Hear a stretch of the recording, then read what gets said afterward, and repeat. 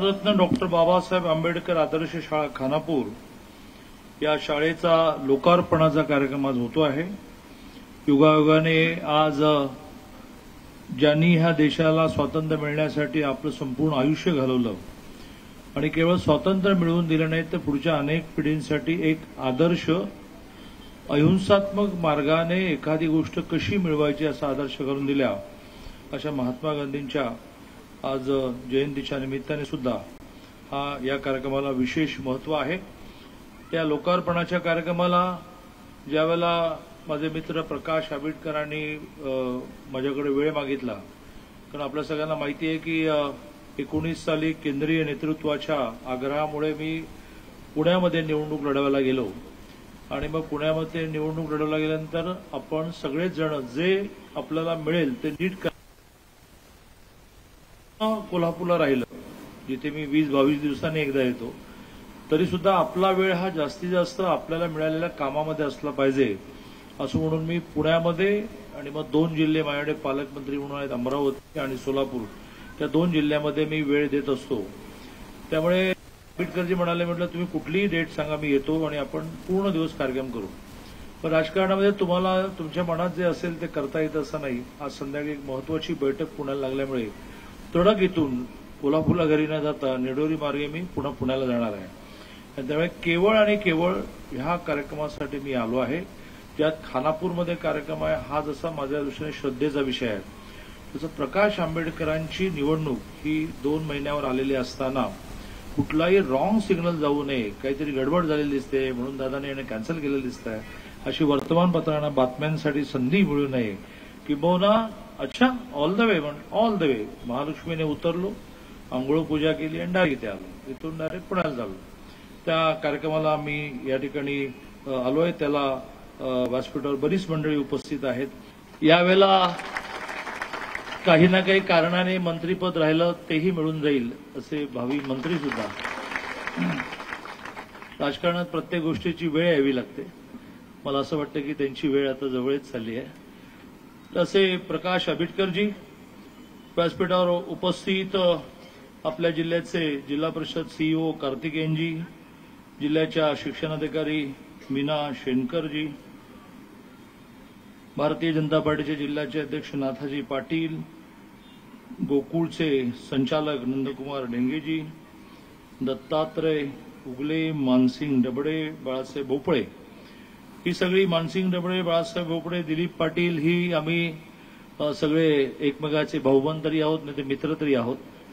आणि ज्या वेळेला 75 ते 80 किंवा 70 ते 80 मी खूप शालेय विद्यार्थी आणि कॉलेज विद्यार्थी असताना यायचो आणि तो आमच्या वडिलांचा दंडक होता की शेवटचा पेपर झाला की आमचं मुंबई पाटगाव बसचं तिकीट काढलेलं असायचं, ते शाळेच्या सुरुवातीच्या आदल्या दिवशी यायचं, 2 महिने तो हलायचंच नाही, का तर आपल्या गावाशी आपली नाळ जोडली पाहिजे। आता मी इतके वर्ष आम्ही सगळेजण एकमेकांचे मित्र आहोत, असे मानसिंग डबडे, बाळासाहेब भोपळे, दिलीप पाटील, भारतीय जनता पार्टीचे नेते प्रवीण सावंत, अल्केश कांदळकर, नावं घेताना मला नेहमी भीती वाटते की एखादं नाव राहिलं तर जाताना माझा शर्ट घेतला तर मी दिसलो नाही का, आता कोणाकोणाची नावं घ्यायची, त्यामुळे व्यासपीठावरील सर्व मान्यवर एखादं नाव राहिलं तर मला क्षमा करा। सगळ्यात महत्वाचं म्हणजे सगळे माजी विद्यार्थी कसे उत्साहाने आलेले आहेत, काय चेहरे आहेत, सगळ्या जुन्या आठवणी एकमेकाला सांगतायत, फेटे वेटे किती सुंदर दिसतात सगळ्यांनी। सगळ्यात आमचे तात्या भेटले, आता ते शाळेत होते म्हणजे आता त्यांचं वय 80, ते शाळेत होते ते जवळजवळ 70 वर्षापूर्वी, बरोबर ना, 10व्या वर्षीच आपण प्राथमिक शाळेत असतो। असे सगळे माजी विद्यार्थी, ज्या शाळांना मुख्यमंत्री माझी सुंदर शाळा याच्यामध्ये 1ला, 2रा आणि 3रा नंबर मिळाला, अशा शाळेचे मुख्याध्यापक आणि त्या शाळेतले सर्व शिक्षक आणि सर्व उपस्थित बंधू आणि भगिनी, ज्याचा उल्लेख, माझी एक सोय असते की मी सगळ्यात शेवटी भाषणाला उभा राहतो, सगळे मुद्दे आलेले असतात, त्यामुळे मी फक्त एकच वाक्याचं भाषण करायचं असतं की माझ्या आधी ज्यांनी ज्यांनी जे जे म्हटलं तेच मला म्हणायचं होतं। मला काय वाटतं, त्याला संस्कृतमध्ये मम म्हणतात की तुम्ही जे म्हणालात त्याला मम, पण असं मी केलं तर आंबेडकरजी मला पुन्हा उडवणार नाहीत, त्यामुळे मी त्यांचं स्वाभाविकपणे निवडणूक जवळ आल्यामुळे अपेक्षा आहे की मी नवीन काही घोषणा त्यांच्यासाठी कराव्यात, त्या माझ्या तयार आहेत। ज्या उद्याच्या प्रेससाठी मोठ्या बातम्या असू शकतात, तर त्या सगळ्यात शेवटी करतो. ही शाळा मगाशी म्हटल्याप्रमाणे 70 साली केव्हा तरी आम्ही शाळेत असताना, पहिली, दुसरी, तिसरी, चौथी, त्या काळापासून मी येतो. आमचं घर त्यावेळेला माळावरचं एकटंच घर होतं, बाकी सगळं गाव इकडे होतं. आमचे आबा असे जिद्दी होते. ते म्हणाले की हे घर छोटं पडतंय, आपण माळावर घर बांधू. हळूहळू ती कॉलनी झाली. तर तेव्हापासून आम्ही गावात आल्यानंतर काय काय करायचं, तर शाळेत जायचं, तळीमावले जायचं, असा ठरलेला क्रम होता. आणि लहानपणी आपल्याला काही स्वप्न पडतात, सगळीच खरी ठरतात असं नाही. आणि ती स्वप्न पूर्ण करण्याचा आपल्याला ताकद मिळाल्यानंतर आपण प्रयत्न करतो. तर मला सारखं स्वप्न असं पडायचं की ही शाळा मोठी झाली पाहिजे आणि तळेमाऊलीचं मंदिर मोठं झालं पाहिजे, जायला सुकरता आली पाहिजे. हे मला आठवतं की दर मंगळवारी वडिलांचा तो क्रम ठरलेला असायचा की सगळ्यांना घेऊन भावंडांना मंदिरात जायचं. मग दर एक अर्ध्या तासाने मी म्हणायचो की बाबा पाय दुखले, तर ठीक आहे, आपल्या गावामध्ये ती पद्धत आहे ना की आलं एक आहे कोपऱ्याला आलं असं म्हणत मग 2 तास ताबडा व्हायचं. तसं ते दर अर्ध्या तासाने म्हणायचं बस आलंच असं करत 1.25 तासाने आम्ही पोहोचायचो. तेव्हा डोक्यामध्ये त्या बालवयात असं आलं की इथे रस्ता व्हायला पाहिजे, इथे 3 मिनिटात झालं पाहिजे. मंदिर एवढूसं वाकून जायचं, नारळ फोडायचा, गुरुवात बसलेले असायचे, ते मंदिर मोठं झालं पाहिजे. आणि मग आपल्या सगळ्यांच्या कृपेने एक गिरणी कामगाराचा मुलगा, जी कल्पनाच करू शकत नाही, शेवटी काँग्रेसचं दुखणं हे आहे. प्रकाश आंबेडकरांचे वडील काय, तुझे वडील काय होते? हा, बिद्री कारखान्याला कामगार. आमचे आई वडील दोघेही मिलमध्ये कामगार. अशी कामगाराची पोरं आमदार कशी होतात, अशी कामगाराची पोरं मंत्री कशी होतात? 14 ते 19 म्हणजे 8 खाती होती, 8. आणि विरोधी विधान परिषदेचा मी नेता होतो, त्यामुळे अघोषित मी नंबर 2 होतो, महसूल मॅडम होतो. हे काँग्रेसचं दुखणं आहे की अरे बाबा कोणीतरी त्यांचा वडील आमदार पाहिजे, आई सरपंच पाहिजे, यांचं काही नाही, चालले आमदार होत आहेत, मंत्री होत आहेत, मुख्यमंत्री होत आहेत. काय मुख्यमंत्री आमचे एकनाथजी शिंदे, रिक्षा चालवायची, रिक्षा ड्रायव्हर एकनाथजी शिंदे, भाड्याची रिक्षा, स्वतःची रिक्षा नाही. वडील त्याचे आजही जिवंत आहेत. मला त्यांना भेटल्यानंतर खूप बरं वाटतं. किती कष्टाने एकनाथजीनं उभं केलं. हे काँग्रेसचं दुःख नाही, तो माझा आजचा विषय नाही. पत्रकार म्हणतील की जरा तुम्ही रचनात्मक कामावर बोला, परंतु त्या लहानपणापासूनचं स्वप्न असताना ताकद आली आणि मग मी निर्णय, आणि त्यात पीडब्ल्यूडी मिनिस्ट्री आली. मग मी पीडब्ल्यूडी खात्याला म्हटलं की तुम्हाला माहिती आहे की रस्ता करताना तो आपल्या योजनेतला लागतो. हा कुठला योजनेतला? हा डोंगरातला रस्ता. तुम्ही योजनेमध्ये आणला, योजनेमध्ये आल्याशिवाय निधी टाकता येत, योजनेमध्ये आणला, तो सगळा आता योजनेचा रस्ता आहे, जिल्हा परिषद रस्ता आहे. योजनेमध्ये आणला, निधी दिला आणि त्याचा सगळा रस्ता पूर्ण केला. मग मंदिरासाठी पैसे मिळाले, मंदिर मोठं उभं राहिलं. आज पंचक्रोशीमध्ये मंदिर कसं बांधावं यासाठी लोक बघायला येतात, दर्शनाला येतात. दरवर्षी त्या मंदिराचा वर्धापन दिन आपण करतो, 8-10 हजार लोक येतात, प्रवचन करतात. तसं हे शाळेच्या बाबतीत माझ्या डोक्यात होतं. आणि अचानक अटलजींच्या नावाने एक योजना आली, ओजस नावाची, आणि त्या योजनेमधून आपल्याला पैसे मिळाले. मी बाळासाहेब भोपळेंच्या पत्नीला मुद्दाम शोधून वर आणून बसवलं, कारण त्यावेळेला मुख्याध्यापक होता. डोकं खाणं म्हणजे काय याचं मोठं उदाहरण ते आहे. मला सारखं फोन करतो, हो वहिनी होत आहे, नाही कधी होणार बघा बाकीच्यांचं झालं, आमचं राहिलं असं करत त्यावेळेला तो 1 कोटीचा निधी मिळाला. आणि नंतर आपल्याला माहिती आहे की मधल्या काळात काय काय घडलं आणि ते मागे पडलं होतं.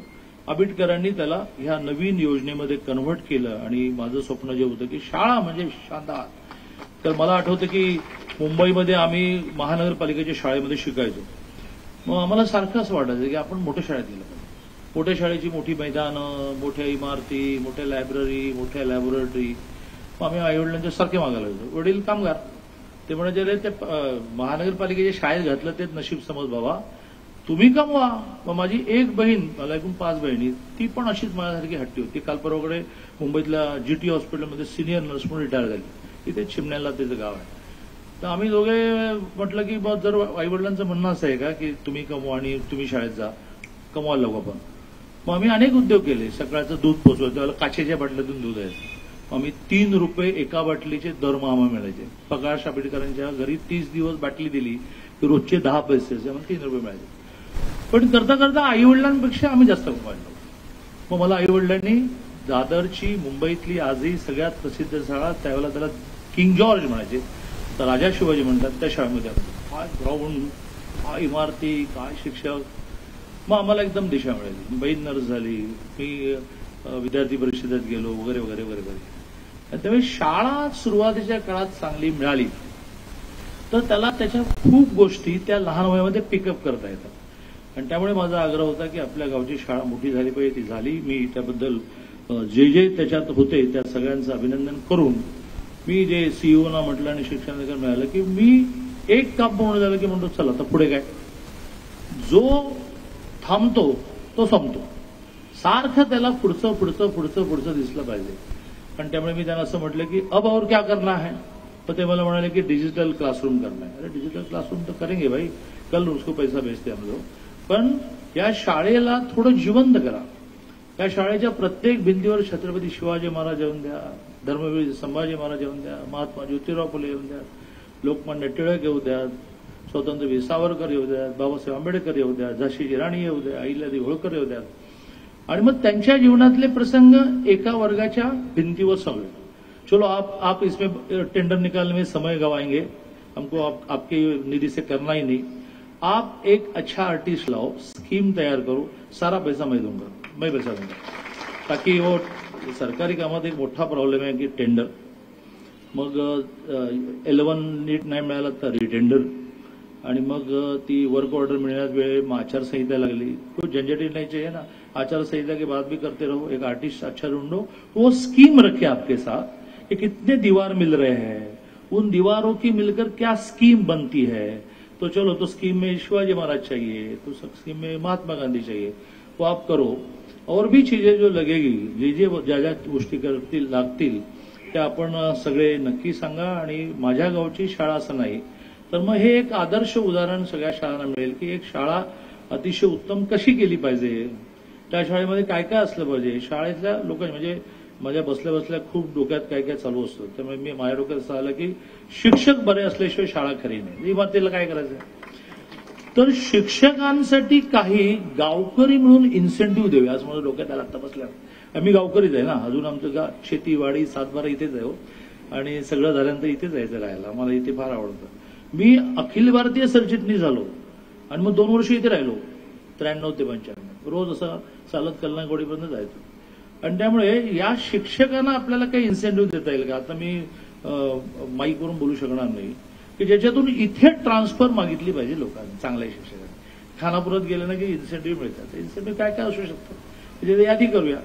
आणि सीईओना म्हणूया की हम हमारे स्कूल में पढ़ाने वाले हमारे बच्चों को पढ़ाते हैं तो हमारे किसी से कलेक्शन करेंगे और सबको इन्सेंटिव्ह देंगे. इन्सेंटिव्हचं स्वरूप ठरवू. कोणीतरी अशा एखाद्या माणसाने प्रमुख व्हा की काय इन्सेंटिव्ह दिल्यानंतर शिक्षक त्या गावाकडे पोस्टिंग व्हावं म्हणून पळत येतील असं बघा. त्यामुळे शिक्षक आणि इमारत चांगली असली की खूप गोष्टी करता येईल. प्रकाशजींनी ही इच्छा व्यक्त केली की अशा शाळा सगळ्या चांगल्या झाल्या पाहिजे. ग्राउंड, त्याची कंपाऊंड, मुलींची स्वच्छता. बदलापूरच्या घटनेमध्ये ती स्वच्छतागृह वाईट होती वगैरे नाही, तो वेगळाच विषय आहे. पण मुलींची स्वच्छतागृह हा आता मोठ्या प्रमाणावर शाळांमधला आणि सार्वजनिक महिलांची स्वच्छतागृह यावर अनेकांनी ते पुण्याचं काम आहे म्हणून केलं पाहिजे. त्यांना कुठेतरी आडोशाला जावं लागणं ही काय आपली अभिमानाची बाब नाही.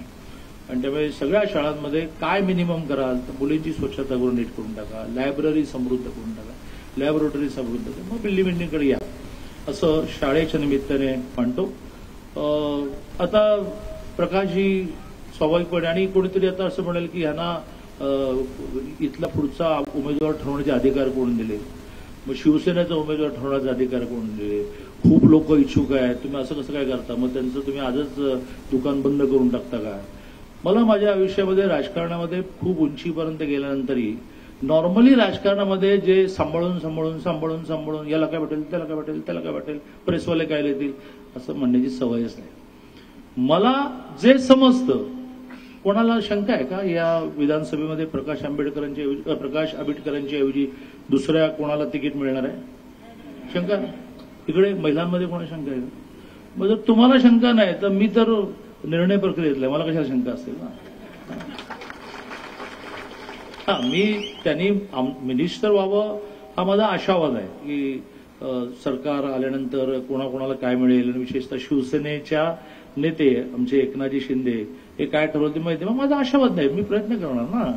माझ्या गावचा माणूस मी नेहमी नेक्स्ट जनरेशन उभे करतो. तसं आम्ही धनंजय माडकांना असं म्हटलं, आता कोल्हापूर जिल्हा आणि इकडून पश्चिम महाराष्ट्र तुम्ही सांभाळायचा, तिकडून माझा तरुण नेता आला, मुरलीधर अण्णा मोहोळ, तो केंद्रात मंत्री झाला, एका मिनिटामध्ये खासदार झाला, असं आजपर्यंत झालंच नाही. पहिल्या टर्मला मिनिस्टर झाला.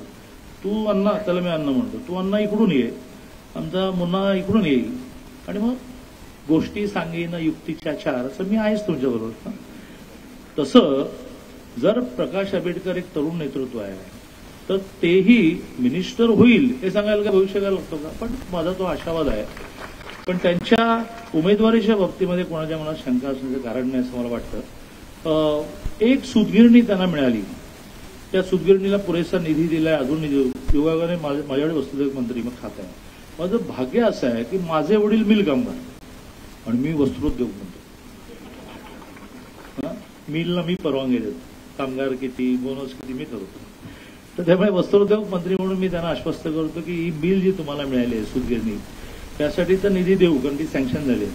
पण एक नवीन कन्सेप्ट परवा एकनाथजींनी, मुख्यमंत्र्यांनी आणि दोन्ही उपमुख्यमंत्र्यांनी मांडली, ती सँक्शन करून टाकली की त्या सूतगिरणीच्या बरोबरीने एक मिनी टेक्सटाईल पार्क असावा. म्हणजे एकाच कॅम्पसमध्ये कापूस आला, मग जिनिंग झालं, आपल्याला जर प्रक्रिया माहिती असेल तर जिनिंगमध्ये सगळ्या काढून त्याच्या गठड्या बांधल्या जातात, मग धागा झाला, मग कापड झालं, मग त्याचं ब्लिचिंग झालं, कापड झाल्यानंतर त्याचं रेडीमेड गार्मेंट म्हणजे कपडेही झाले. असं कापूस ते फॅशन असा त्याचा पॉप्युलर शब्द आहे. हे एका कॅम्पसमध्ये करण्यासाठी नॉर्मली 500 कोटी लागतात, तर मिनी टेक्सटाईल पार्क आम्ही 18 घोषित केली. त्यातलं आत्ताच घोषित करतो, ते घोषित करायला मला काय, मी मंत्री आहे ना बाबा, आता घोषित करतो की यांची सूतगिरणी होता होता मागोमाग त्यांना 150 कोटीचं मिनी टेक्सटाईल पार्क आम्ही देऊन टाकू. आचारसंहितेच्या आधी त्याची फाईलवर सही करून टाकतो, म्हणजे मग कोणी त्याची गडबड करायला नाही. असंच MSW सामाजिक न्याय खात्याकडे होतं, उच्च शिक्षाकडे होतं, माझ्याकडे उच्च शिक्षा मंत्री म्हणून काम आहे. तर सामाजिक न्याय करून ते आमच्याकडे आलं, खूप त्याच्या कोर्ट कचेऱ्या चालल्या आणि आता MSW माझ्याकडे आलं. एक MSW त्यांना हवाय का सुरू आहे, स्वयंअर्थसहाय्यित मधलं जे आहे त्याचं त्यांना अनुदान हवं आहे. तर ते MSW स्वयंअर्थसहाय्यित मधून पूर्ण अनुदानाकडे जाण्यासाठी 100% या आचारसंहितेच्या आधी जर प्रयत्न करता आला तर मी करतो. आणि जे MSW आहे त्याच्यामध्ये काही अडचणी असतील तर त्याही मला सांगा. अशा 2 घोषणा करतो आज, एवढ्या पुरे, अजून मला यायचंय त्यांच्या प्रचाराला. मी आता आल्या त्यांना म्हटलं की गावागावात भाऊबंद आहे, गाडी काढून गावागावात जाऊन फिरणार. विशेषतः 14 ते 19 मी या जिल्ह्याचा पालकमंत्री होतो. इतका निधी या भागात दिला आहे, किती ब्रिजेस, किती रस्ते, किती स्वच्छता, लिमिट नाही. ते सगळं 19लाही त्यांच्यासाठी आम्ही वापरलं, कारण भारतीय जनता पार्टी शिवसेना युती होती. आताही भारतीय जनता पार्टी शिवसेना राष्ट्रवादी युती आहे. आमच्या सगळ्या नेत्यांना हे व्यासपीठ नसताना जाहीरपणे सांगतो की युती धर्म पाळायचा आहे, तो मी नक्की पाळतो. त्यामुळे मी त्या आगामी काळात त्यांच्या प्रचाराला येईन, त्या बाकीच्या उरलेल्या गोष्टी नंतर करतो. शेवटचं एक वाक्य बोलून माझं बोलणं संपवतो. माननीय मोदीजी आणि मी, माझ्याकडे 13 वर्ष गुजरात होतं, त्याच्यामुळे खूप आमची जवळीक आहे. आणि आता स्वाभाविकपणे ते मुख्यमंत्री झाले, भेटणंही कमी झालं.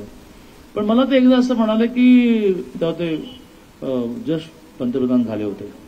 मला ते म्हणाले की दादा, आप जिस गांव में रहते हो उस गांव में दुख ही नहीं बचा. तू ज्या गावात राहतो त्या गावामध्ये दुःखच राहिलं नाही, असं तू किती वर्षात करू शकशील. मी विचारात पडलो, म्हटलं मग फिर गांव याने फिर मेरा खानापुर भी बोलना पड़ेगा, फिर मेरा कोल्हापुर भी बोलना पड़ेगा. हाँ, दोनों बोलो.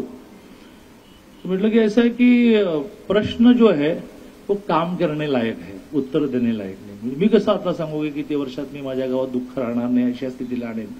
पण इस पर मैं काम करना शुरू करतो. त्या काम करण्यातून तळेमावली झाली, रस्ता झाला, गावामध्ये असंख्य गोष्टी झाल्या, गावात शाळा झाल्या. आता मी गावची एक 3 जणांची समिती घोषित करतो. त्याच्यामध्ये एक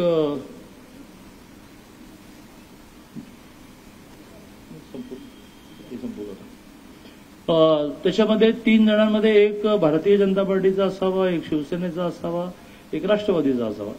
त्या 3 जणांनी आता गावात काय उरलं आणि केवळ रस्ते गटर नाही, माणसांच्या समस्या. मग एक ताई आहे, तिला दिल्लीला ऍडमिशन मिळतंय, पण दिल्लीत कुठे व्यवस्था होणार माहीत नाहीये. घ्या ते काम हातामध्ये, आपण दिल्लीत तिची कशी व्यवस्था करायची बघतो. एक कोणीतरी मुलगा आहे, त्याचं खेळात सिलेक्शन झालं, पतियाळ्यामध्ये त्याला जायचं, विमानाचं तिकीट, घ्या ते काम समोर येते. सो 3 जणांना मी अधिकार देतो, ज्यात काही शासकीय योजना असतील, काही माझ्या खिशातल्या योजना असतील. खिशातल्या म्हणजे लोकसहभागातून. माझा लोकसहभाग इतका मोठा आहे कारण मी लोकांची कामं करतो. लोक म्हणतात की हो माझं काम झालं, आम्हाला काही काम सांगा. म्हणजे माझी गरज काहीच नाही. माझा शर्टाचा रंगही बदलत नाही, माझा पॅन्टीचा रंग बदलत नाही. मला बायको म्हणते की मध्ये मध्ये जरा काळ्याची म्हणजे दुसरं म्हटलं काही औषध काय, त्याने काय होणार म्हटलं. तर माझ्या गरजा इतक्या मर्यादित आहेत की लोक मला जेव्हा म्हणतात तेव्हा म्हणते की तुमच्याकडे ठेवा, लागलं की मी वागतो. तर तसं सरकारी योजनांव्यतिरिक्त माझं PR, माझा CSR, माझा लोकसहभाग खूप मोठा आहे. आणि त्यामुळे मी या तिघांना अधिकार देतो की त्या गावामध्ये कोणाचं कर्ज थकलं, चिंताग्रस्त आहेत, बँकेत जायचं, निगोशिएट करून घ्यायचं. बँक म्हणेल मग चला आता एक 10,000 तरी भरा. तो म्हणणार की 10,000 नाही म्हणजे 2,000 आहे, तुम्ही 8,000 रुपये द्या, 10,000 भरा, त्याला NPAतून त्याचं अकाउंट काढून घ्या. असं मुलींचं शिक्षण प्रायोरिटी, प्राधान्य. ज्येष्ठांच्या समस्या प्रायोरिटी, प्राधान्य. महिलांच्या समस्या प्रायोरिटी, प्राधान्य. यावर गावातल्या 3 जणांनी, 3 पक्षाच्या 3 जणांनी मिळून काम करावं आणि जे लागेल ते मागावं. मला जे काय करतो ते पाहतायत कोल्हापुरात आणि आता पुण्यात, त्यांना हा कॉन्फिडन्स येईल की बा ह्याच्याकडे काही मागितलं तर हा कोणाच्या तरी हाताबाहेर पडतो आणि आणून देतो. ते आपण सगळ्यांनी करावं असं आम्ही नुसता म्हणतो. प्रामुख्याने महिलांच्या रोजगारात प्रवीण सावंतांच्या घरी आम्ही अगदी उद्या परवाकडे नवरात्रीचं सुरू करावं अशी कल्पना आहे. महिलांच्या रोजगाराचं एक मोठं युनिट आम्ही सुरू करतोय. त्यासाठी नागपूरहून एक ताई वारंवार यांना मार्गदर्शन करायला मी आणतो आहे. महिलांचा रोजगार हा एक विषय झाला. तर असा गावाचा मला मोदीजींना सांगायचं आहे की मेरे गाव में अब दुख नहीं बचा है. आजारी पडले, ऍडमिट करा, बिल कमी करून घ्या, पैसे नाही तर औषध आणून द्या. त्या सगळ्याला ब्लँक चेक मी आज देऊन जातो. ज्या ब्लँक चेकचा उपयोग करून 3 माणसांनी माझ्या पक्षाचा, तुझ्या सेवेमध्ये पक्ष नाही, निवडणूक आहात ना एकेकाला आरोप करायला. तर ती 1 महिना निवडणूक झाली की उरलेले 4 वर्ष 11 महिने जे आहे ना ते सेवा, मैत्री, दोस्ती. मला अनेक जण म्हणतात की हो तुम्ही ते उद्धवजींना कॅडबरी दिली. मग काय झालं, कॅडबरी दिली मी किती, आता मी कॅडबरी वाटणार आहे तर त्याला काय अडचण आहे. कारण निवडणुका वेगळ्या, राजकारण वेगळं, दोस्ती वेगळी. तसं आम्ही गावातल्या विकासासाठी हे करणार आहोत. त्याच्यामध्ये पक्षविष आम्ही काही आणू नये मध्ये अशी एक गावच्या विकासाची योजना घोषित करतो. तालुक्यासाठी घोषित करतो की ह्या तालुक्यातली एकही मुलगी अशी असता कामा नये. ती ट्रस्ट, मी कशातच नसतो, माझा एक स्वभाव आहे की दिवसभर काम करून झोपून राहिले, पण 30 ट्रस्ट झाले. मग कधी प्रवीण सावंत म्हणतो की करो ट्रस्ट, काही ना कैसे वहाँ ट्रस्ट पर पैसे डालेंगे हम, लेकिन लड़कियों की शिक्षा के लिए काम करो. तर तसं तालुक्याच्यासाठी तालुक्याचा एक नेता शिवसेना, तालुक्याचा एक नेता BJP, तालुक्याचा एक नेता राष्ट्रवादी, गावातली 3 माणसं पाहिजे, तालुक्यातली.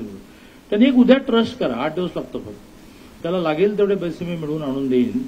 आणि या तालुक्यातल्या मुलीला शिकायचं आहे, तिला शिकायचंच नाहीये, लवकर लग्न करायचंय, शिकायचंय तर पैसे 100% फी माफ तर केलीच आहे, पण त्या व्यतिरिक्त पैसे लागतात ना. ती पुण्यात शिकायला गेली तर रूम घ्यायला लागते, मेस लावायला लागते, एखादी छोटीशी 2 व्हीलर घ्यायला लागते, त्याला पेट्रोल लागतं, 4 मैत्रिणींसारखं वागावं म्हणून पॉकेट मनी लागतो, आपण देऊ. त्यामुळे तालुक्यातली एकही मुलगी पैसे नाही म्हणून शिकायला पुढे गेली नाही. अगदी विदेशात जाऊ देत, पूर्जवळची एक मुलगी विदेशात जाऊन परत आली आहे, सगळं तिचं बीज केलं.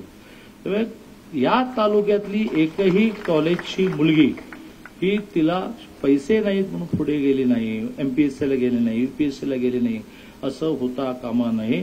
तसं झाल्यास लोकल नेते जबाबदार असतील. कारण मी तर द्यायची तयारी दर्शवली.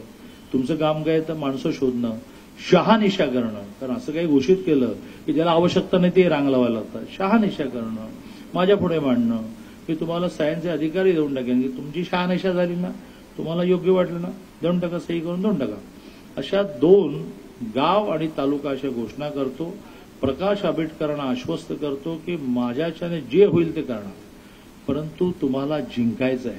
म्हणजे तुम्हाला जिंकायचं आहे ह्यासाठी मी काही वेगळं सांगायला नको. तुम्ही खूप माहिर राजकारणी आहात, तुम्हाला बरोबर माणसं टॅकल करता येतात.